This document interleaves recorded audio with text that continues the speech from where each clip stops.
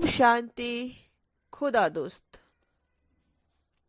बाबा मुरली में हमेशा खुदा दोस्त का जिक्र किया करते हैं, तो वह कहानी इस प्रकार है। कंधार के बादशाह अरवाज खान को कोई बेटा नहीं था, इसलिए उन्होंने यह कायदा बनाया कि उसकी मृत्यु के बाद इस राज्य का कोई भी आदमी जो बादशाह बनना चाहता हो 1 साल तक राज्य चलाए और फिर उसे नदी के पार भेज दिया जाए, जहां घना जंगल था। जो भी वहां जाता जंगली जानवर उसे खा जाते थे। यानी कि 1 साल के बाद बादशाह को सजाए मौत मिलती थी।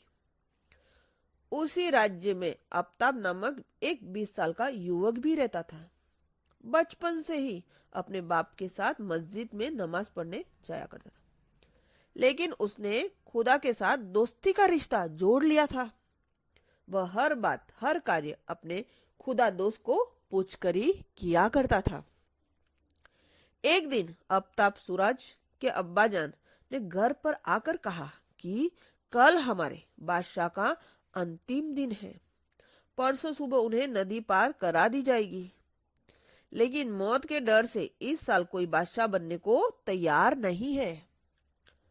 तब आफ्ताब ने अपने खुदा दोस्त से पूछा, अब राज्य का बादशाह कौन बनेगा? खुदा दोस्त ने कहा, अब तुम बनोगे।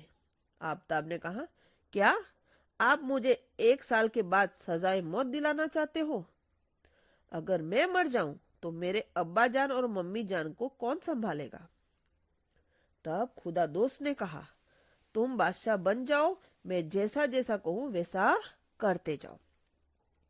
आफ्ताब बादशाह बनने चला गया और बादशाह बनने के बाद प्रजा का बहुत अच्छा पालन खुदा की प्रमाण मत करता रहा।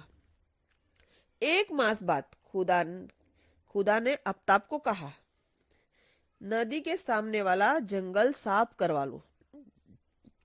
उस अनुसार आफ्ताब ने जंगल के पेड़ कटवा कर एक बड़ा सा मैदान तैयार करवा दिया।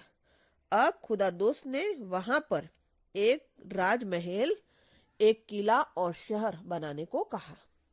वो उसी अनुसार बनाता चला गया। राज्य के खजाने से ही धन लेकर नदी के उस पार शहर बसाने लगा। उसने सब प्रकार की सुख सुविधाएं निर्मित हो गई।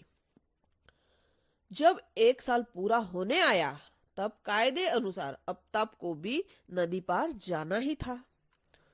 पर उसने पूरे शहर में ढिंडोरा पिटवा दिया कि नदी पार जो नया शहर बसा है उसमें मैं तो बादशाह बनूंगा ही, लेकिन जिसको भी मेरे साथ आना हो उन्हें उनके दर्जे अनुसार घर मुक्त मिलेगा। दूसरे दिन जब आफ्ताब नदी पार गया तो सारे शहरवासी भी उसके साथ साथ सुख सुविधा शांति पाने के लिए नदी पार कर गए। इस कहानी का भावार्थ यही है कि बाबा ने कहा है कि इस कहानी से बाबा हम बच्चों को यही शिक्षा देते हैं कि अगर तुम मुझसे कोई भी संबंध जोड़कर मेरी श्रीमत अनुसार हर कार्य करोगे तो मैं तुमसे ऐसा श्रेष्ठ कर्म कराऊंगा कि तुम संगम की बादशाही तो पाओगे ही, लेकिन भविष्य में भी बादशाही पाओगे।